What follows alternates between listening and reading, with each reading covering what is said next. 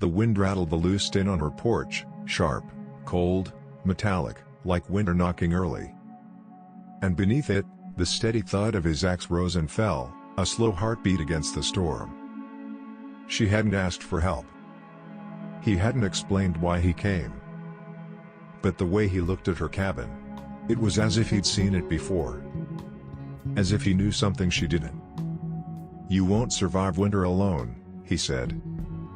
Then swung harder, as if running from a truth he couldn't speak. The wind rattled the loose tin on her porch, dapping its cold rhythm against the boards like a tired metallic heartbeat. She stood inside the dim cabin, hands wrapped around a chipped mug, listening to that lonely sound echo through the early bite of winter. It reminded her how empty the place had become. How every gust of wind felt like a reminder that no one was coming. No one ever had. And with the season turning sharper by the hour, even the silence seemed to press against her ribs. When the first distant thud cracked through the cold morning air, she froze. Another thud followed, deep, steady, splitting through wood with the cadence of a man who knew the work well.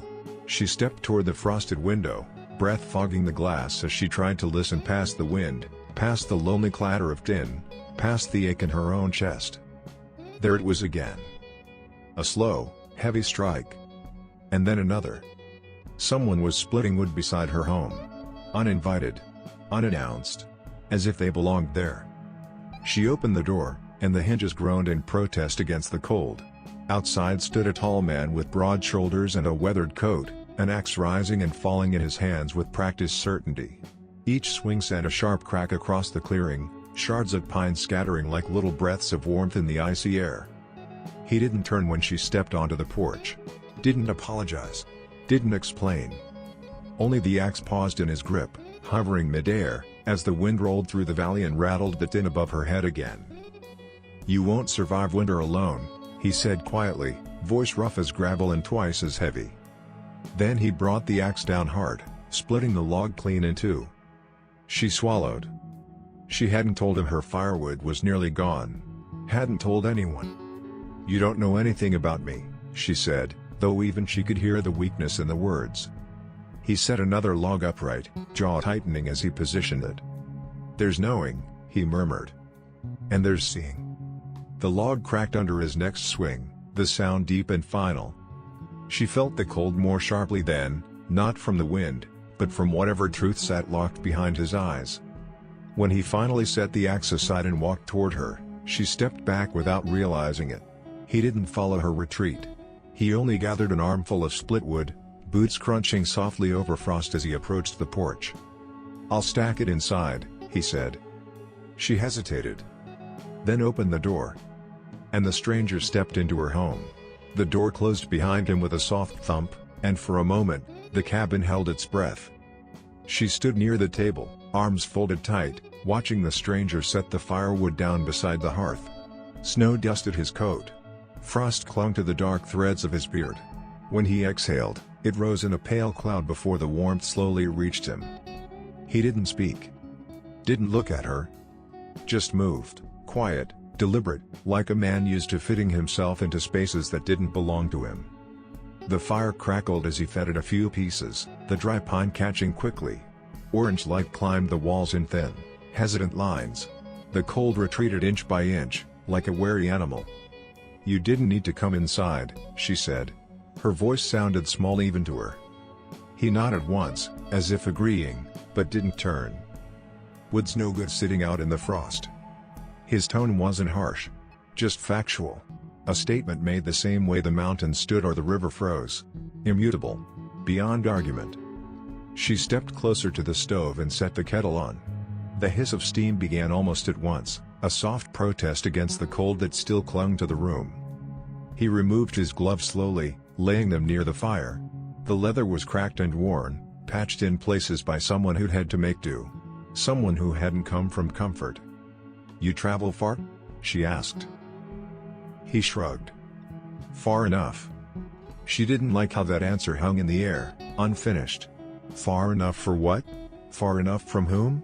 She resisted the urge to ask more. Conversation with strangers was like thin ice, testing it too quickly could break it. The kettle rattled gently as it warmed, the sound filling the quiet like a nervous heartbeat. She poured 2 cups because it felt wrong not to, even though she didn't owe him anything. When she handed him one, his fingers brushed hers. Rough. Scarred. A man who'd worked. Or fought. Maybe both. He didn't thank her. But he held the cup with both hands, letting the heat sink into him like he hadn't felt warmth in days. The wind hit the side of the cabin again, rattling the tin, but softer now, less a warning, more a memory. He glanced toward the sound, jaw tightening just a touch. "You should fix that panel before the storm hits full." "I know," she said. But she hadn't lifted a hammer since her husband died. Too many echoes in the swing of it. Too much emptiness after. He didn't comment. Just sipped his coffee, eyes narrowing slightly as he scanned the room, taking note of the low pantry shelves, the thinning wood pile, the blanket folded too many times to hide its wear. He didn't judge it. But he saw it. All of it. She felt exposed, as though he'd walked straight into the parts of her she'd kept tucked away for months. She turned her face slightly, pretending to adjust the kettle so he wouldn't see the flicker of embarrassment tightening her throat. He set his cup down. "I'll take care of the panel. I don't need. Storm'll rip it loose. No point in leaving it." Another fact. Another thing he decided before she could answer. A flicker of irritation snapped through her. "Do you always walk onto someone's land and start fixing things without asking?" He finally turned fully toward her. His eyes were tired. Hollow in places. But steady. "No," he said.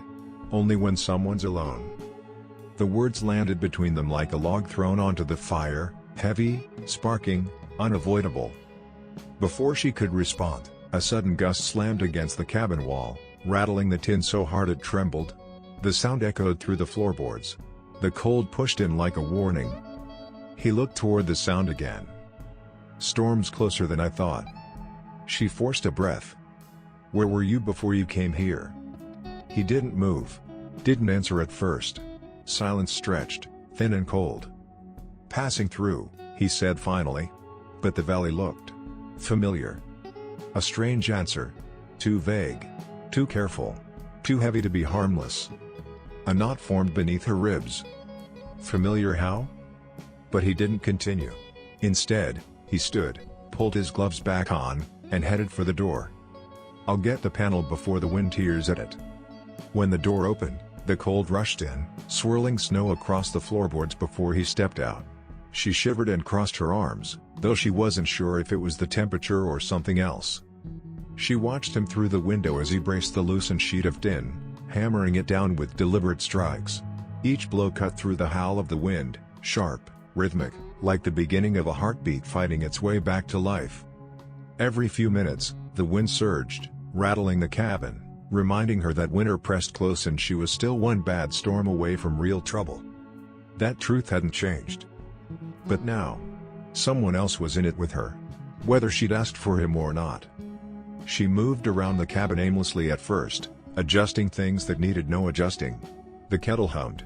The fire breathed. And outside, the steady rhythm of his work filled the silence she had lived with for too long. After a while, she caught herself standing at the door, hand on the latch, as if drawn by the sound of the hammer. She pulled back quickly and returned to the stove, cheeks warming for reasons that had nothing to do with the fire. She wrapped her arms around herself, unsure whether the warmth building in her chest was gratitude, suspicion, or something far more unsettling. A small crack sounded above her, just the shift of the ceiling timbers, but her breath hitched anyway.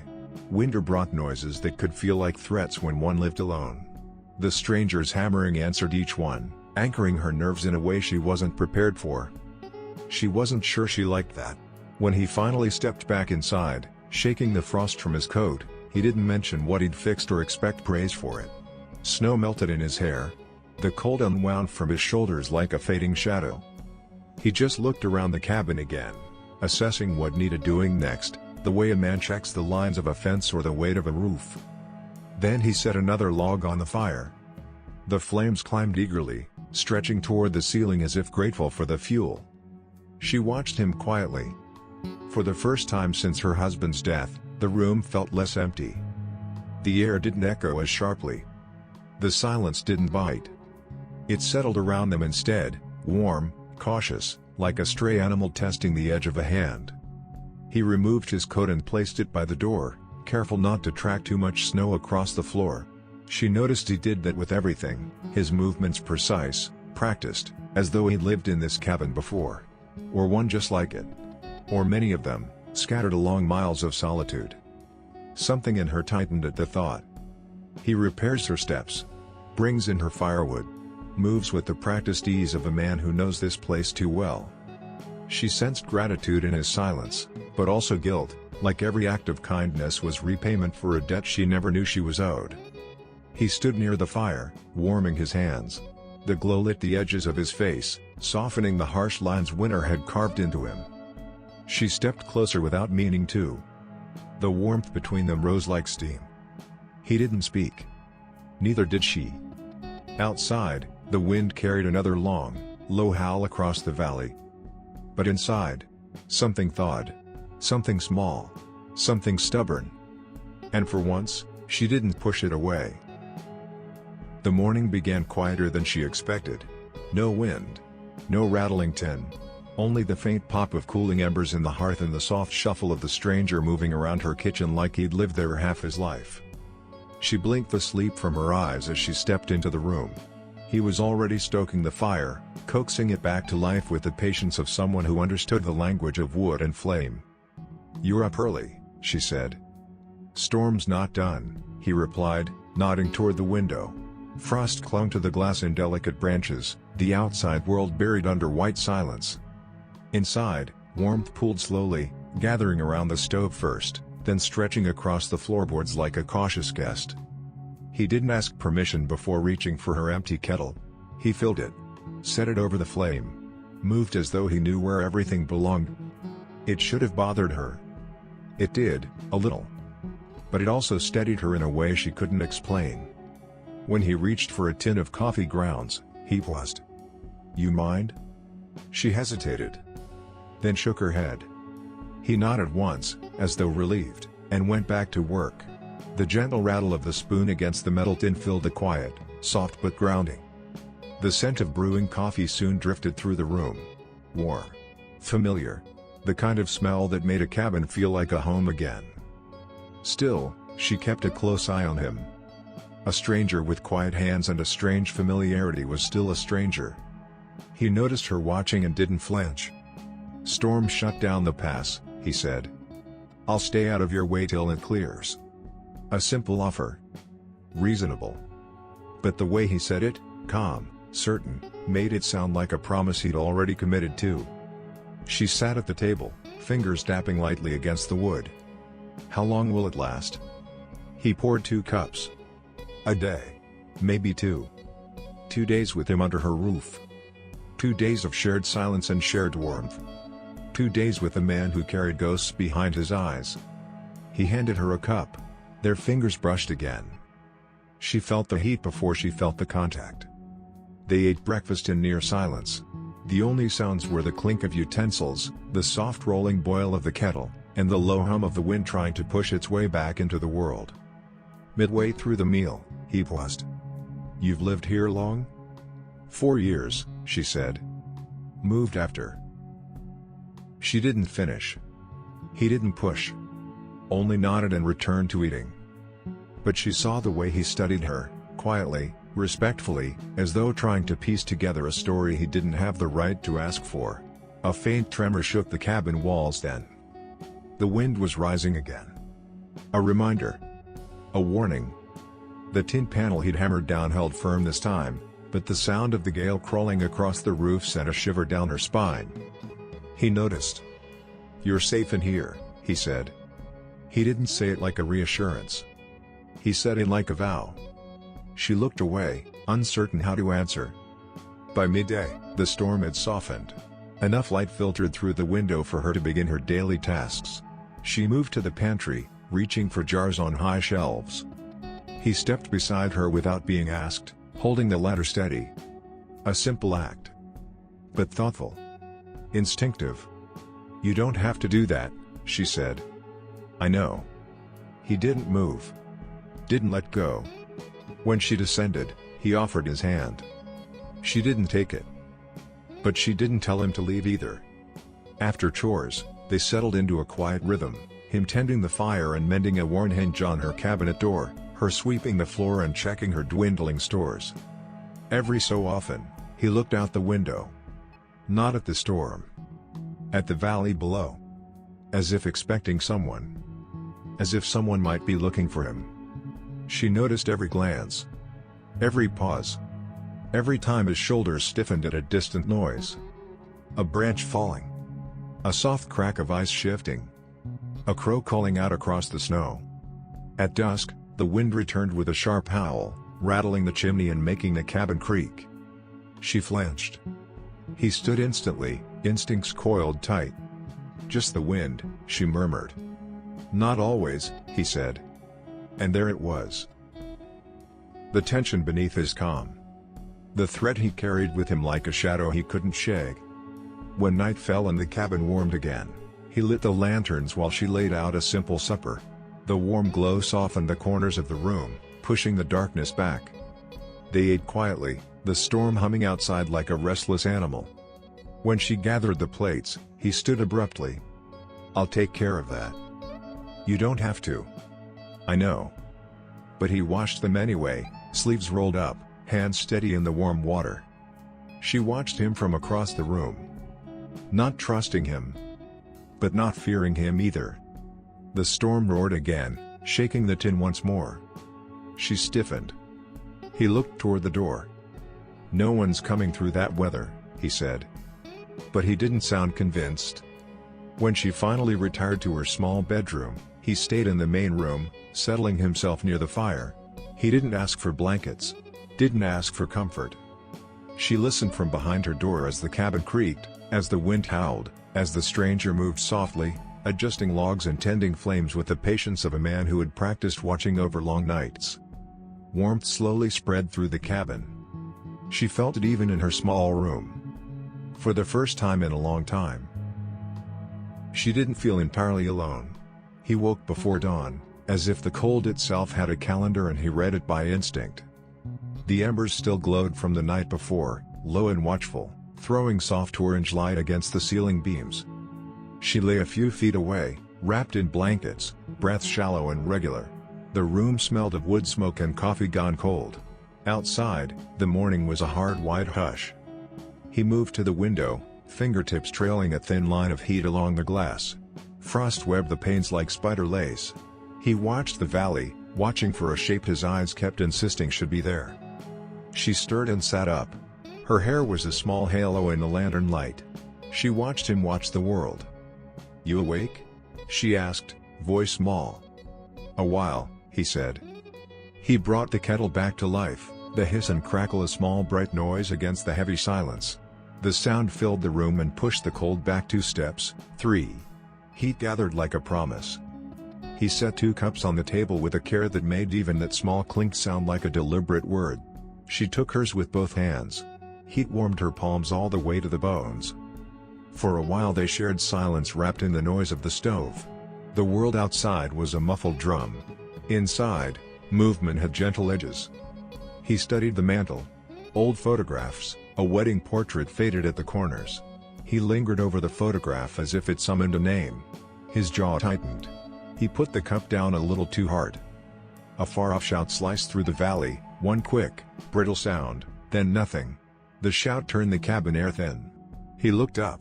The way his hands clenched around the cup made the steam tremble. "You heard that?" she whispered. He nodded. "Riders sometimes test the valley. Make noise. See who answers." Her chest pinched. She thought of the few neighbors who still dared pass through, and of those who did not return. The warmth at her palms felt suddenly fragile, like a coin dropped on ice. They ate a meager breakfast. The kettle sang a low note. His movements were slow, deliberate, tending the fire, sweeping a patch of floor, stacking extra wood beside the stove. He moved as if setting the world in order so nothing could be lost again. When he reached for a scarf he'd found in the drawer, his fingers brushed an envelope ducked behind a jar. He paused. The paper was yellowed. The name on the front made his face go still. He tucked it back without a word. Outside, wind rose. It rattled the tin like a restless thing. The cabin shuddered. A small conflict, an old roof seam giving, made the sound of danger domestic and near. He stood and pressed his palm to the ceiling where the draft whispered through. "I'll mend it," he said. She didn't argue this time. She watched him climb the ladder, boots steady, breath puffing white into the gray. The ladder creaked under his weight. The roof complained, a long slow groan. He worked quick, hands sure, hammer biting metal. Each strike rang like a bell tolling small salvation. Down below, a dog barked once, then fell silent. The hush that followed felt like a hell breath. He came down with his jacket flung over one arm, sweat beading at his temple despite the cold. His coat smelled of tar and pine. Warmth clung to him like a second skin. They spent the afternoon like two halves of a single machine. She washed, he mended. She shelled peas, he fixed a loose drawer. The fire kept up a steady, contented noise. Silence and warmth braided together into something that almost felt like peace. At mid-afternoon, she found a scrap of cloth under a floorboard, a strip of uniform fabric stitched into a child's handkerchief. She showed him. His fingers went pale. For the first time, something in him unspooled like a frayed rope. He moved away from her as if the cloth had heat that burned. "Where'd you get that?" he asked, voice thin. "Under the floor," she said. "Maybe it fell through when the house settled." He didn't answer. He only stared at the fabric with an attention that turned the room colder than the wind outside. The noise of the fire seemed to mute itself around that piece of cloth. A crow called. The sound was bright and mocking, then gone. The ache of waiting pressed their shoulders together. Threat had shifted from distant to intimate. It sat between them like a third chair at the table. Night came and the fire ate more wood. He sat with his hands wrapped around his knees, eyes on the flame. She watched him watch it. The warmth was steady. The noise of the cabin was a soft companion. Yet every so often his gaze drifted to the door, to the dark band of road beyond the stoop, to a horizon he seemed to know by sound rather than sight. When she finally asked him about the photograph on the mantel, he only shook his head. He folded his hands and said, "Some things open when you put heat to them." The words were small. The silence that followed was large. Outside, the wind wandered through the valley and the tin above their heads rattled once more, less like a warning now, more like a door waiting to be opened. The morning found the valley gray and breathless, a hush pressed low as if the world itself were holding back a secret. He raked the embers into a hollow, watching the orange coil into life like something coming awake. Her hands hovered over the warmth, fingers splayed to pull heat back into skin numbed by night.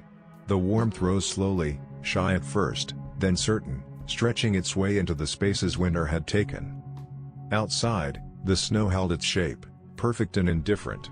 Inside, the stove sighed and the kettle settled into a steady simmer. Noise where there had been silence. Heat where there had been only cold.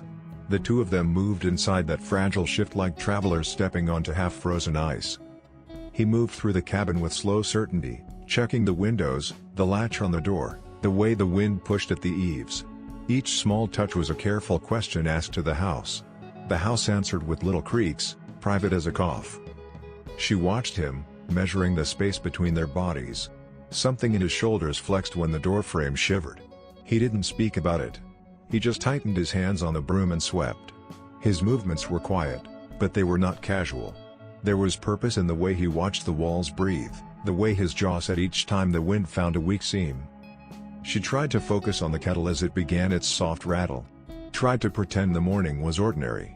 But the rhythm of the broom, the hush of the valley outside, the strange alertness in his shoulders, everything felt sharpened. The rhythm soothed and warned at once.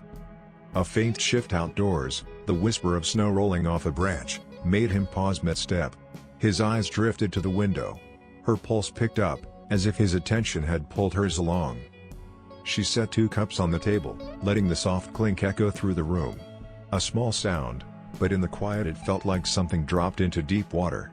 He looked at the cups, then at her, expression unreadable. Something moved behind his eyes, a thought, a memory, then vanished as quickly as it came. She tried to breathe normally. Tried to ignore the way his presence made the air hold its breath. A knock came at the door then. 3 sharp taps. Measured. Mail. Not from a neighbor. The cabin inhaled. The knock rolled across the floorboards like a stone across glass. He froze. The sweep stopped mid-stroke. The kettle began to whistle high and thin, a sound that made the hairs on her arms stand up. She felt the cold at her ankles deepen, as if the storm outside had edged closer. He moved to the door without a sound, fingers finding the bolt, sliding it back with the practiced hush of someone who'd done it before. "Who is it?" he called, voice low and steady. A voice answered, flat, tired, carrying the scent of horses and old grievances. "Riders. We're looking for a man. Seen one heading this way." The smile she'd been forming for the morning died. Cold pushed in at the window seems like an accusation. Heat retreated to the hearth and clung only to the fire's immediate bones. Silence pressed hard between words. Even the kettle seemed to hesitate, its whistle tapering into a shaking breath. He opened the door a sliver.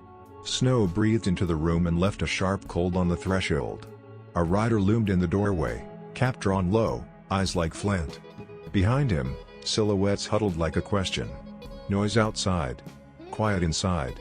Two worlds meeting at a plank of wood. "We've a mind to ask questions," the rider said. Saw movement near the mid-pass. Thought maybe someone was sheltering a man. He waited, watching the rider's mouth for the shape of the accusation. The kettle's whistle cut sharp, then stopped, like the end of a sentence. She willed her breath to stay quiet, her body instinctively folding into stillness. He stepped back just enough to let the riders see in.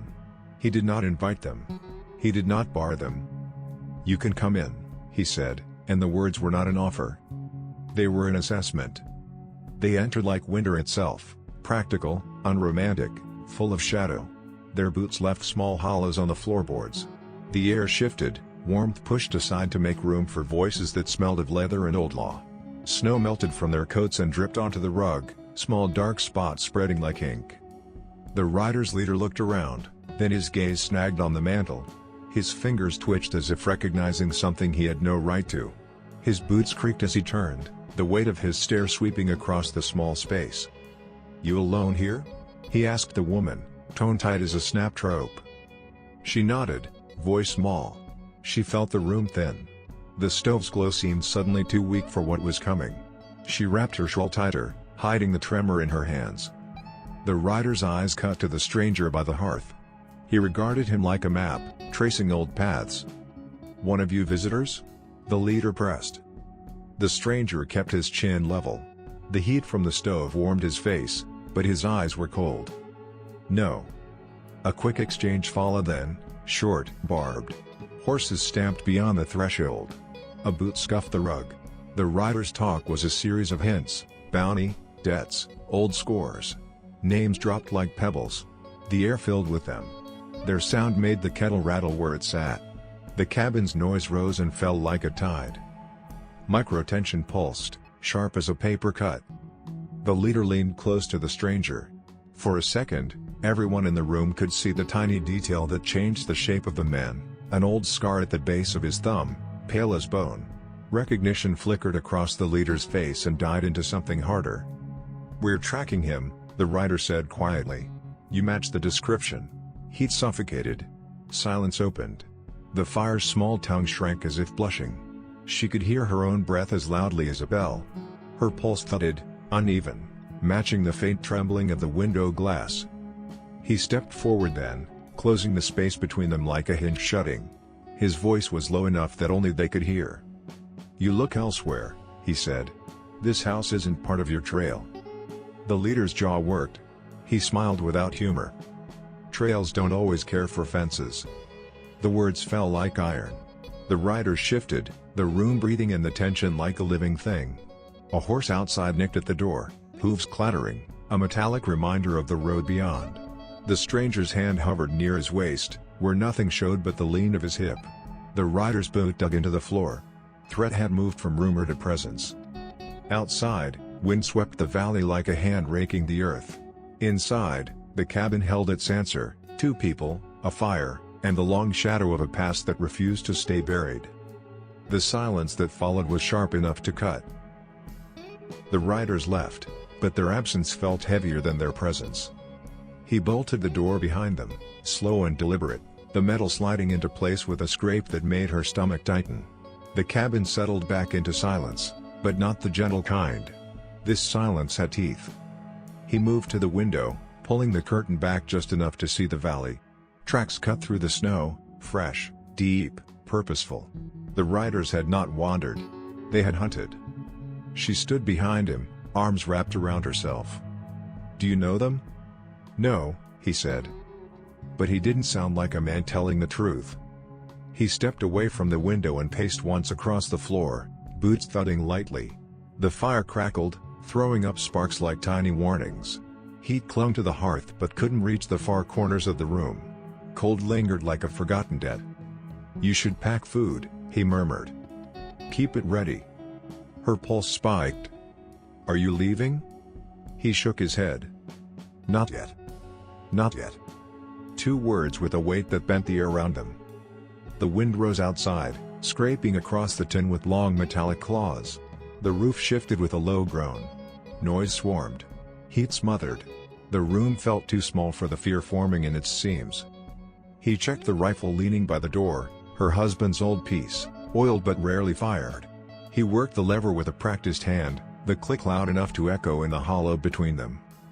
"You know how to use it?" he asked. "No," she admitted. He nodded, jaw tight. "Didn't think so." For a few moments, the fire cracked steadily while he paced, calculating something she couldn't see. His eyes kept drifting to the door, then to the mantel, then to the single window facing the pass. Measuring angles. Distance. Escape. "They'll talk to the neighbors," he said. "They'll circle back." "How soon?" He didn't answer. The silence was answer enough. A faint shout drifted up from the valley, distant, warped by the wind. She stiffened. He moved to the window instantly. "Just a call," he said. But his tone said otherwise. The shout came again. Short. Sharp. Followed by the heavy thud of horses moving fast. The sound carried up the slope, muffled by snow but unmistakable. Noise swallowing silence. Threat swallowing calm.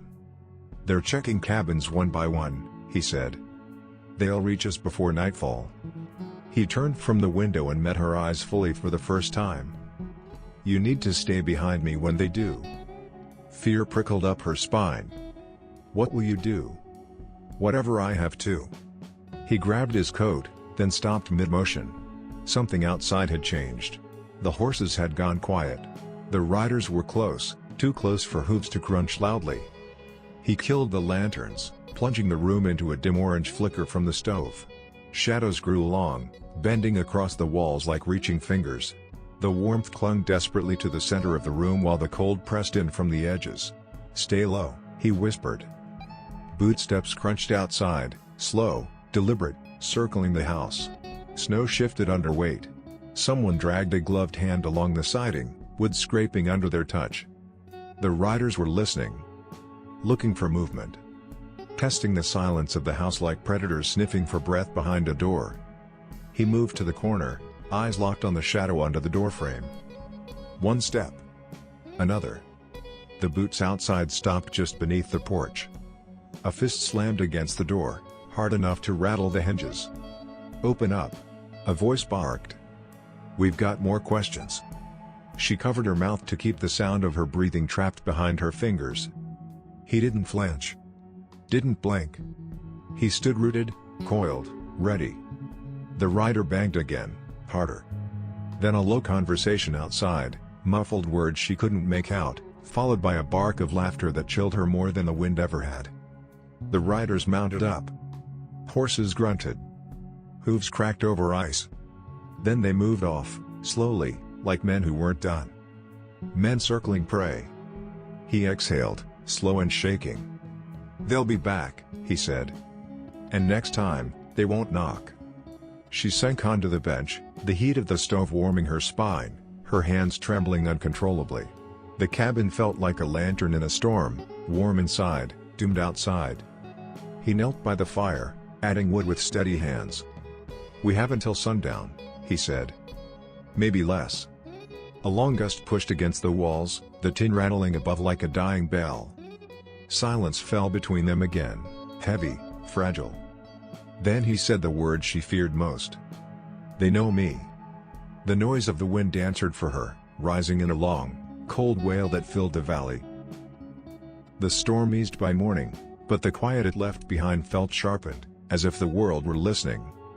He checked the windows before she rose, touching each frame with the backs of his fingers, searching for drafts, listening for more than wind.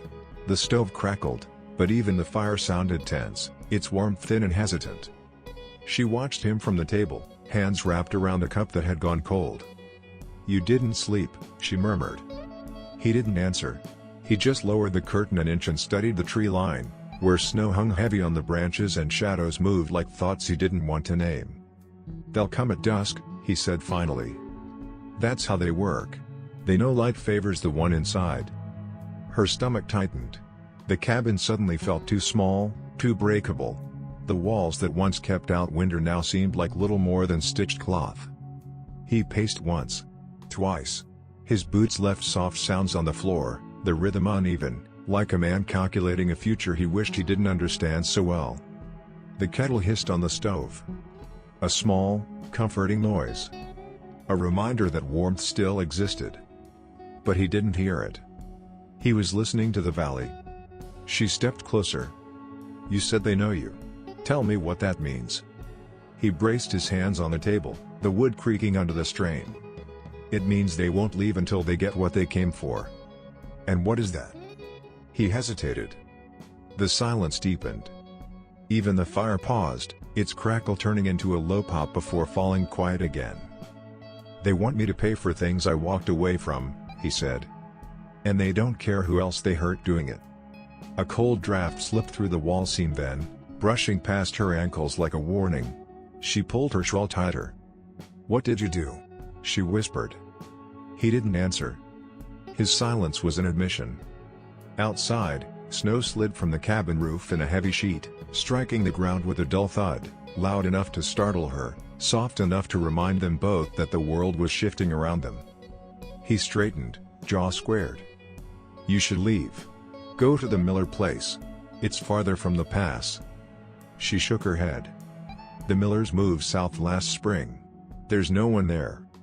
He closed his eyes briefly. A small defeat. A bigger responsibility. Then hoofbeats carried faintly on the wind, far off, muffled, but real. Her breath caught. He moved to the window again, though he didn't need to.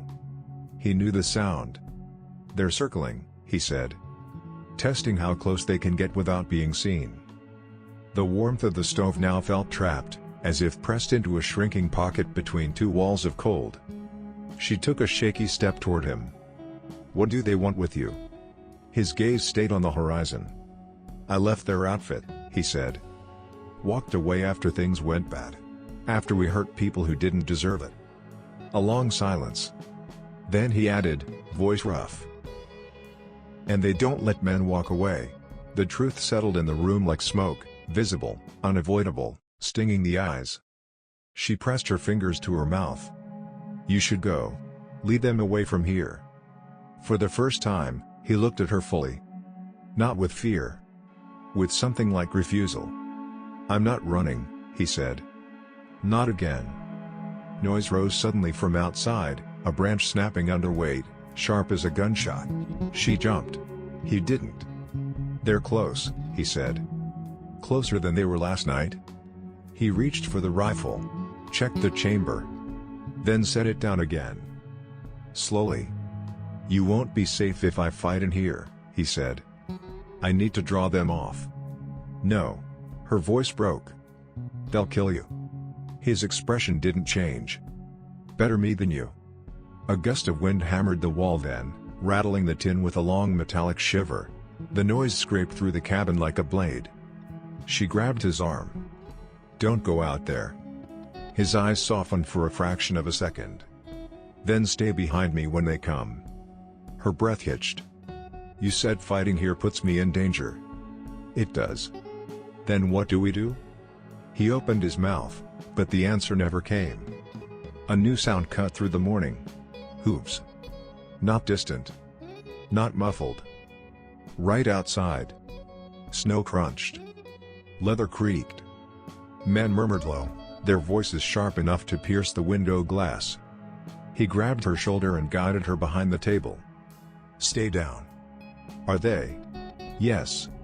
A fist slammed against the door. "No knock. No pause. Just force. Open up." A voice barked. "We know he's in there." She covered her mouth to keep her fear trapped inside her teeth. The fire crackled weakly, as if trying to warn them. Heat and cold collided in the air, one desperate, one hungry. He stepped toward the door. Slow. Measured. Like a man walking toward judgment. She whispered, "Don't do this." He didn't turn. Didn't speak. He placed one hand on the latch. The riders outside shifted, their boots grinding through snow. Then he said quietly, "This ends today." And he pulled the door open. The cold rushed in first. A sharp, slicing gust that shoved past the stranger as he pulled the door open, carrying snow and the breath of horses into the cabin's fragile warmth. The riders stood on the porch, silhouettes outlined against the pale sky, coats stiff with frost, eyes harder than the iron bits in their horses' mouths. They didn't speak at first. They didn't need to. Their silence was a weapon. He stepped onto the threshold, blocking their view of her. Not a word exchanged yet, but the air crackled like dry pine ready to burn. "You done hiding?" the leader asked, voice low, voice sure. "Not hiding," he replied. "Just choosing." A tense stillness settled, thick and close. Even the wind seemed to crouch. One rider shifted his weight. Snow squeaked under his boot, a tiny noise, but loud enough to break the fragile balance. Another reached slowly for the pistol at his hip. She watched from behind the table, heart pounding so loud she swore the riders could hear it. Heat from the stove pressed against her back, cold from the doorway knifed across her face. Warmth and danger locked in a cruel tug of war. He lifted one hand, palm open. "No guns," he said. "We finish this clean." The leader laughed, a short, dismissive sound that cracked the air. "You walk away from us. You don't get to ask for clean."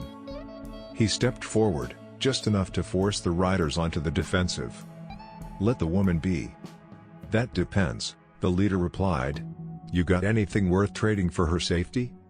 Silence snapped tight. His jaw locked. Her breath stuttered. Snow slid off the porch roof in a sudden heavy sheet, hitting the ground with a hollow thud. The noise made one horse skitter sideways. A pistol twitched in a rider's hand. He seized the moment. He pushed off the threshold and hit the closest rider hard, knocking him sideways into the snow. A gun fired, too close, too loud, its crack splitting the morning air like lightning through dry timber. She ducked instinctively. Hot powder burned her nose. Outside, chaos erupted. He ripped the fallen rider's gun free and threw it into the snow before the others could react. The leader spurred his horse forward, barreling toward him. Hooves churned up icy clods. Frost sprayed like shattered glass. He pivoted, grabbing the horse's bridle, twisting hard.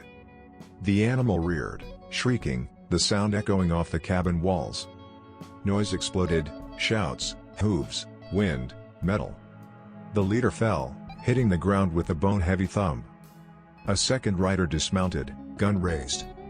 The stranger lunged, the two men grappling in a blur of rough coats and frozen breath.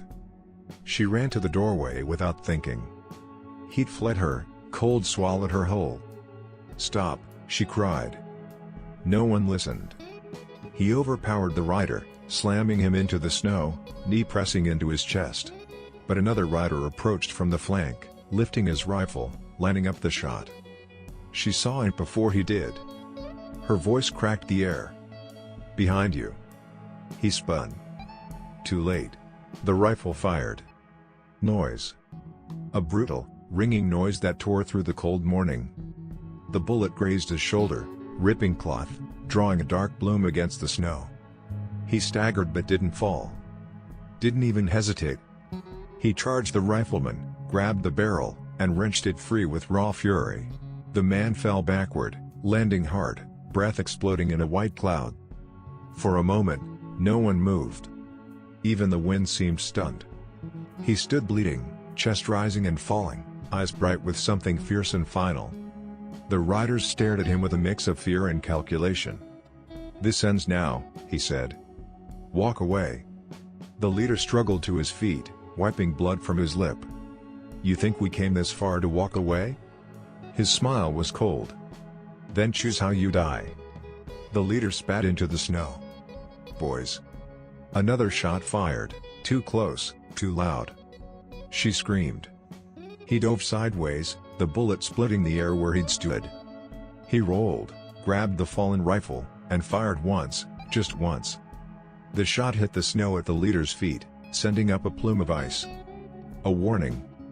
A promise. "Next one doesn't miss," he said. The riders hesitated. Fear cracked their resolve like thin ice over deep water. The leader stared at him, breathing hard. "You're willing to die for her?" He didn't look back at her. Didn't speak her name. He just said, "Yes." The word hung between them. Warm. Unshakable. Snow drifted down in slow, quiet flakes, softening the violence around them.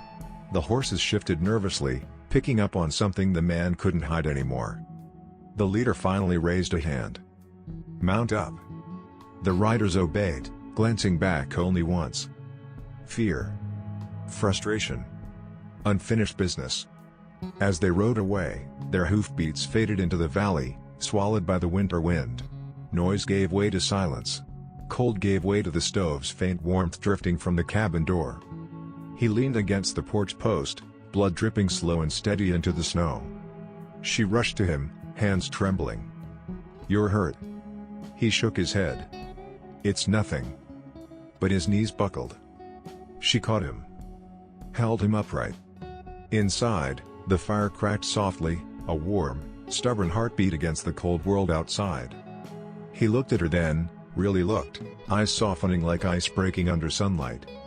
"I wasn't running this time," he said. "I know," she whispered. The wind rattled the tin once more. Not a warning now. Just a sound. A reminder that something had changed forever. The cabin smelled of smoke and iron and the sharp tang of blood. He sat by the hearth with a rag pressed to his shoulder, eyes fixed on the wound though his hands were steady. The stove made a tired, protective noise, wood retreating into heat, while the wind ground itself against the tin roof like a slow, patient knife. She moved around him in small circles, fetching cloth, pouring water, trying to make warmth of the room and not of the moment. Her fingers trembled but her voice did not. She kept the kettle singing, letting its hiss stitch some ordinary sound into the jagged air. "Tell me," she said finally, voice low so it wouldn't carry beyond the low-lit walls. He looked at her then, really looked, like a man measuring whether to jump. The wound throbbed. The fire spat. Silence stacked itself between them. "It started in the hills," he said. "Before the passes were clear. Before this valley knew the name of a storm." He spoke in pieces, short, hard facts. "We rode for a man who double-crossed us. He took the money. He took the woman. We burned a house by mistake. There were children." The words landed like stones. Heat receded, the room cooled around them. She heard only the echo of his explanation, the way it made the room feel hollow even with the stove roaring. A small sound, wood settling, made them both look up. A loose board in the corner creaked under the shift of weight. It was a reminder, the house might be held together by care, but the world was a blunt instrument. Threat still lived in the joints. "They blamed me for leaving," he said. "I walked. I thought it would end it. Thought stepping away would stop the circle." He laughed once, short, stunned, like a struck bell. "They sent men after me for the debt of that sin." She asked the questions in fragments. She would not let a long story set like frost over the hearth. She wanted truth to be hot in her hands so she could see it melt. "Why here?" she asked. He touched the mantel, fingers tracing the crack in the frame where a photograph leaned. The picture was faded, edges feathered by time. His thumb paused at the corner as if remembering the weight of a name. "This place looked like the one we burned," he said. "Same crooked fence. Same lean on the porch. Seeing it, seeing you, I thought I could fix what I broke." Her breath hitched. Heat and shame tangled into something that felt dangerously like hope. Outside, a crow called, A bright cut across the valley, and the sound made the windows rattle. The noise was small and ordinary, and it carried a message. The world kept moving even when men tried to tether it. Threat had not been banished. It was only pacing. He reached for the envelope she'd found, pulling it gently from behind the jar where he'd tucked it days ago. The paper was brittle, the handwriting cramped and familiar. He opened it like a man opening the lid on a memory he'd kept under lock. Inside, a single photograph. A child's face, cheeks round, lips small, and a smear of soot along the edge. His hands shook. For a moment, the cabin was so quiet you could hear the thread of his breath. Then he spoke, small as a confession. "That was my boy." He'd slid out of the room like steam. Silence became a hollow where sound had been. The stove seemed to drop a degree. She had to sit. The chair bit into her legs with cold. "How?" she began, but the question crumpled when he showed her the scar at his thumb where the writer had seen it. A small white line, trivial and enormous at once. Recognition in a man's face was like a key turning. "They marked men who left," he said. "A cut, a sign. You carry it around like a name. They followed the marks. They followed me until the mark led them here." Another sound cut across the quiet, a distant shout, muffled by snow. The valley answered with the metallic rattle of hoofs far off. The noise was a reminder that explanations could not hold the world at bay. The threat was moving on the map again. He told it then, the part he'd kept locked in the dark because it weighted him like stone. He'd not just left them, he'd tried to stop them. He had pulled a horse from the road to slow a band of men once, told them there was another route, misdirected them. His lie had cost a life. The memory made his hands go cold. "I tried to save a family once," he said. "We failed. The man we chased died in the fire we set. Children in the next house went without a father. I rode away from the smoke and thought I could leave the ash behind." Heat turned brittle in his chest like sugar caramelized too long. He closed his eyes and the room bent inward on the sound of his failure. She had the ugly grace to place a hand on his shoulder and not ask him to be more than he was. "Why didn't you tell me?" she whispered. "Because truth is a burden that breaks people," he said. "Because I thought penance was private." A wind rose, scratching at the tin overhead, a sibilant hiss that sounded like reading from a long list of debts. It shook the window panes in a rhythm that spelled warning. The room's warmth contracted. Noise pushed into silence like a thumb into dough. She folded the photograph into her palm as if holding a coal. The child's smile looked back at them with the quiet accusation of the lost. The picture had changed the angle of light in the room. Suddenly everything was sharper, edges cut clean. "Then what now?" she asked. The question was the kind that wanted both mercy and a plan. He looked at the wound seeping dark into the rag at his shoulder, at the dirt under his nails, at the way his hands still trembled even when he tried to be brave. He looked at the woman who had opened her door to a stranger and had kept him anyway. "We tell them the truth," he said. "We don't hide. We stop running." She tasted the word like an unripe fruit, bitter and honest. Outside, a faint sound, a horse shifting its weight, the scrape of leather against a saddle. The valley was listening. Men unknown were moving in patterns like fingers tracing a map. Threat was no longer rumor. It was strategy. He rose slowly, each movement measured. He bound his shoulder tight not to the wound but to the act. His choice had sharpened the room into a spear. "If they want justice," he said, voice ragged but resolute, "then let them have it. I will answer for what I did. But not by dragging another into the fire." For the first time since he'd come, his eyes held something like release. Warmth returned in slow degrees, not because the stove worked harder but because a decision had been made that made room in the chest for breath. Noise and silence found a new balance. Outside, the valley breathed a wind that sent flakes skittering across the porch. It sounded less like a blade now and more like pages turning, one chapter closing, another beginning. The threat still circled, but the shape of the answer had changed: confession, not flight. She folded the photograph back into the envelope and slid it onto the mantel. The action was small and domestic and reefed the two of them tighter together against the cold. When the first rider returned at dusk, he found a man waiting on the porch with the look of a man who had made up his mind. The horse shied, then settled. The rider's voice was the same, but he listened differently when the man on the porch spoke. The valley kept its noises, wind, din, distant hooves, but inside the cabin an old loop had been unspooled. Truth lay unbound. The morning after the riders left, the valley lay quiet in a way she had never heard before. Not the frightened quiet of a haunted place. Not the brittle hush of winter tightening its grip. But a soft, open quiet, like the world exhaled after holding its breath too long. The tin above the porch rattled lightly in the breeze, a gentle, wandering sound. Not a warning now. A greeting. He stepped outside first, shoulder bandaged, movement slow but steady. Snow still blanketed the clearing, but the hard edges of the storm had melted into soft mounds that caught the early sun. The cold wasn't cruel this morning. It was simply a presence, sharp, honest, bearable. She watched him from the doorway, hands tucked into her sleeves. There was a new gravity to the way he stood. Less burden. More belonging. "They won't be back," he said. "You saw the way they looked when I told them the truth. They'll chase the man who stayed, not the man who left."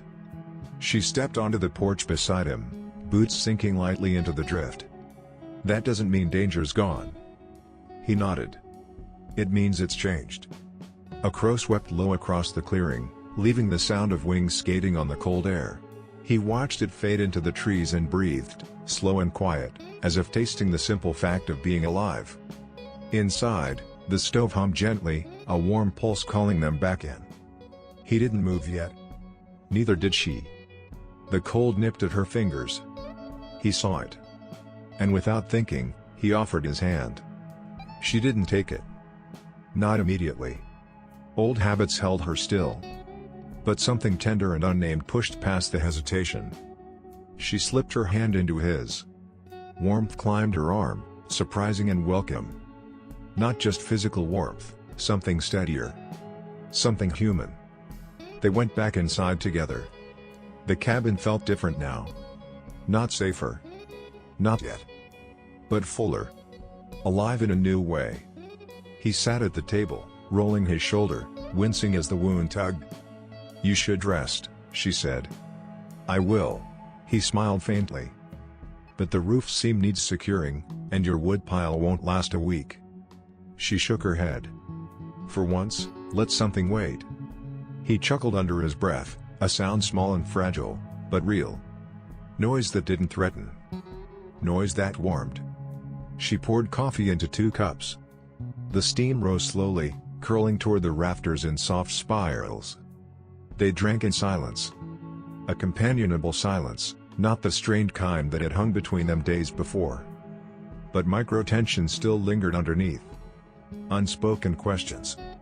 Quiet hauntings. Truths they had not yet dared to touch. He set the cup down. "You don't have to let me stay." She traced the rim of her cup. "I know. You've already taken enough danger on because of me. I know." Another silence, thin, delicate. Easily broken. Then she added, almost too softly, "You also saved my life." He looked away, jaw flexing. "I put it in danger first." "You didn't bring those men here," she said. "They brought themselves." A small gust brushed the cabin wall then, rattling the tin above their heads, quiet, light, like the beginning of laughter. They both heard it. Both felt it settle into the room like a returning friend. He reached into his coat and pulled out the photograph he had shown her the night before. The child's face watched them both. Soft. Trusting. Gone. He set it on the table, fingertips lingering on the edge. "I don't know how to live with this," he said. But running didn't work. Fighting didn't fix it. Truth.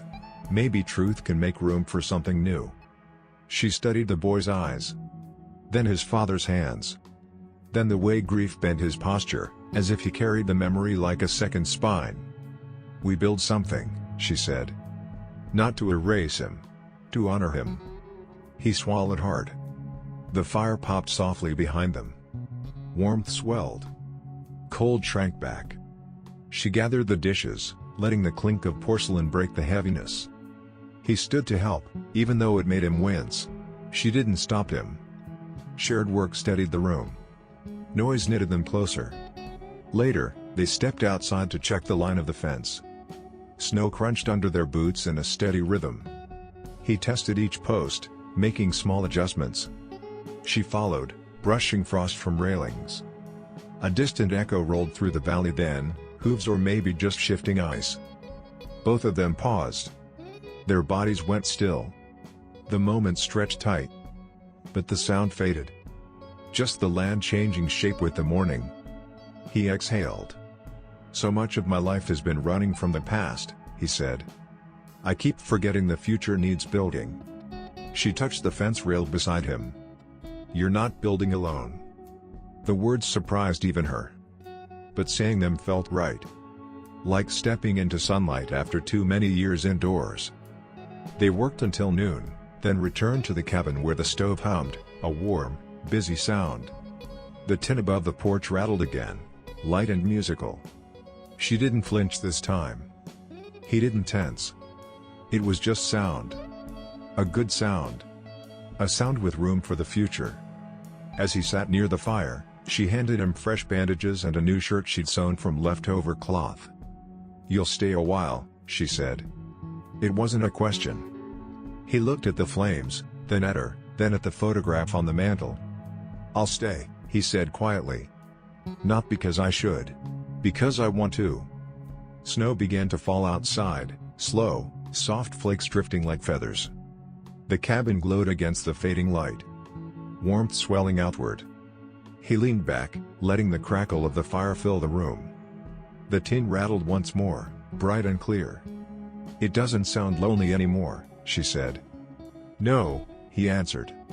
"It sounds like a beginning."